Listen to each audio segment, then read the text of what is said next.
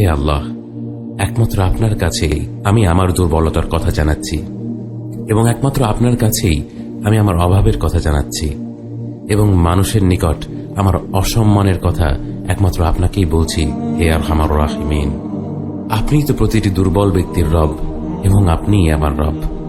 আপনি কার কাছে আমাকে ছেড়ে দিলেন?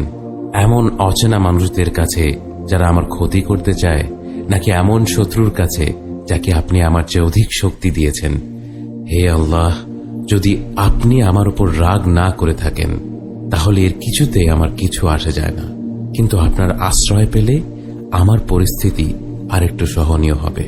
হে আল্লাহ, আমি আপনার চেহারার নূরের কাছে আশ্রয় চাই, যা সব অন্ধকারকে উজ্জ্বল করে দিয়েছে, যা দুনিয়া এবং আখিরাতের সব বিষয়ের সংশোধক।